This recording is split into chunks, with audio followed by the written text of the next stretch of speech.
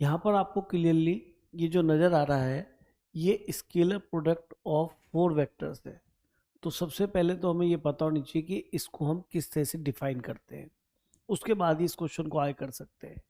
दूसरा इसके अंदर एक चीज़ बहुत बढ़िया है कि A B C 3 coplanar concurrent vector है। अब देखिए 3 वेक्टर्स हैं, अगर वो एक ही प्लेन में है, एक ही पॉइंट से ओरिजिनेट हो रहे हैं, वो एक अलग बात है। Such that the angle between them is same, तो डेफिनेटली अगर एक ही पॉइंट से ओरिजिनेट हो रहे हैं, कोप्लेनर वेक्टर है और एंगल बिटवीन देम सेम है, इसका मतलब टोटल एंगल 2 पाई होता है। तो ये इक्वल पार्ट में डिवाइड हो जाएगा 2 पाई बाई 3। तो यहाँ से हमें इंफॉर्मेशन मिल गई कि किन्हीं भी दो वेक्टर्स के बीच में एंगल 2 पाई बाई 3 है। क्वेश्चन में देखिए दो बातें यहाँ दिखाई देती है, एक तो ये इंफॉर्मेशन है और एक ये इक्वेशन दे रखी है जिसके अंदर हमें 4 वेक्टर का स्केलर प्रोडक्ट मिलता है। तो सबसे पहले 4 वेक्टर का स्केलर प्रोडक्ट हम कैसे ओपन करते हैं ये समझना चाहिए। तो यहीं से समझते हैं इस चीज़ को। ये डिटरमिनेंट फॉर्म में ओपन होता है। अगर यहाँ पे 4 वेक्टर इस तरह से लिखे हैं तो हम इसको इस तरह से ओपन करते हैं डिटरमिनेंट फॉर्म में। A dot B, A dot C, फिर बी डॉट बी जो कि वेक्टर बी स्क्वायर था, मॉड ऑफ बी स्क्वायर बनता है उसकी लेंथ का स्क्वायर, और ये बी डॉट सी। तो how to open the scalar product of 4 vectors. इनके बीच में डॉट आने की वजह ये इसलिए मैं इसको स्केलर प्रोडक्ट बोल रहा हूँ क्योंकि ये भी एक वेक्टर बनेगा और ये भी एक वेक्टर बनेगा। दो वेक्टर्स का डॉट प्रोडक्ट आपको स्केलर नंबर देगा।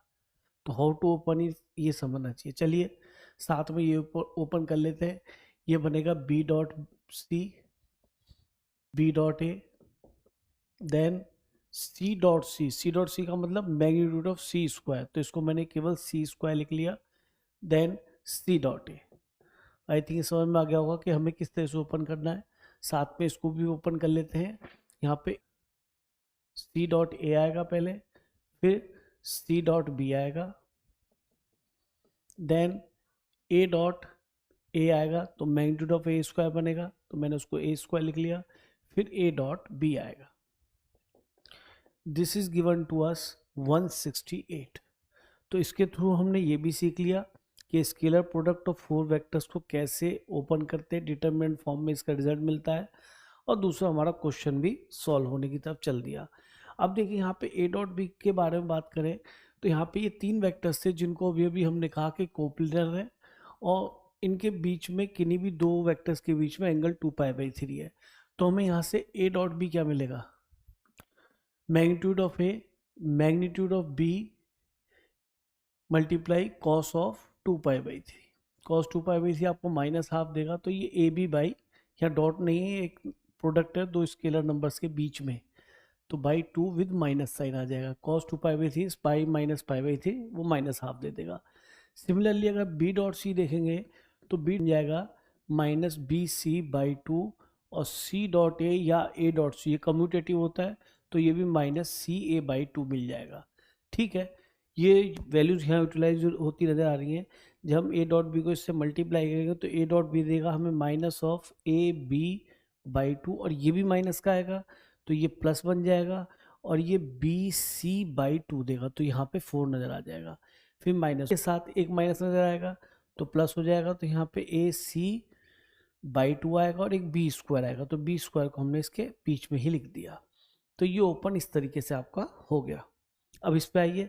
वैसे तो वो सिमिट्री से पता पड़ जाएगा ये वैल्यू क्या आने वाली है, पर फिर भी एक बार देख लीजिए इसे। यहाँ से क्या मिलेगा, ये माइनस का B C by 2, B dot C की वैल्यू यही है, लेकिन ये क्या बनेगा क्रॉस मल्टीप्लाई इसका सी ए बाई 2, तो सी ए बाई 2 बाई 4 होगा, वो भी माइनस आएगा तो ये प्लस हो जाएगा। इसका मीनिंग यहाँ पे आपको प्लस मिलने वाला है। फिर माइनस, फिर ये आएगा सी स्क्वायर तो है ही, और इसकी वैल्यू मिलेगी बी ए बाई 2, वो भी माइनस का। तो सिमिट्री से पता पड़ रहा है जब यहाँ पे सी स्क्वायर आया तो यहाँ पे भी सी स्क्वायर आया। ठीक है ना। अब यहाँ पे क्या आ रहा है, सी सी आया, मतलब इसलिए सी स्क्वायर आया। यहाँ पे क्या ए आया तो यहाँ पे क्या मिल जाएगा, A square B C by 4 plus क्या मिलेगा साथ में, ए स्क्वायर बी सी और इसकी वजह से ए स्क्वायर बाई 2। तो आप देख रहे हैं ये कितना मिल जाएगा, 2 से डिवाइड, 2 से मल्टीप्लाई कर लीजिए, तो ये भी 2 + 1 ये हो गया, दोनों क्लब करेंगे तो ये 3/4 यहाँ क्या नजर आ जाएगा, AB²C। इस तरह से ये भी 3/4 ABC² आ जाएगा, इन दोनों क्लब करें तो सिमिट्री से इसको भी क्लब करें तो ये 3/4 A² BC। अब तीनों में क्या कॉमन आ रहा है, 3/4 ABC, अंदर क्या बच जाएगा, A + B + C। ये मैग्नीट्यूड है वेक्टर ABC के, तो यहाँ पे ABC है ना, ठीक। तो ये वैल्यू हमारी 168 है, तो हमने इसको लिख दिया 168। अब देखिए प्रोडक्ट ऑफ मैग्नीट्यूड्स, यहाँ पे आपको गिवन था प्रोडक्ट ऑफ देयर मैग्नीट्यूड्स, यानी ABC = 14। यहाँ पे इसकी वैल्यू 14 रख देते हैं, 3/4 14 into magnitude of A B + C = 168। तो 14 1 जा 14 2 जा, ठीक है जी, 3 4 जा, तो magnitude of A + magnitude of B + magnitude of C हो जाएगा 16। तो अब देखिए कि सबसे पहले तो इसके अंदर आपको 4 वेक्टर्स का स्केलर प्रोडक्ट खोलना आना चाहिए, उसका एक्सपेंशन कैसे होता है। दूसरा, जब 3 वेक्टर कोप्लेनर होते हैं और उन किन्हीं भी 2 के बीच में एंगल सेम रहेगा तो वो इस तरह की कंडीशन बनेगी, तो इसको यूटिलाइज करना आना चाहिए, तब कहीं इस वैल्यू को हम निकाल पाएंगे।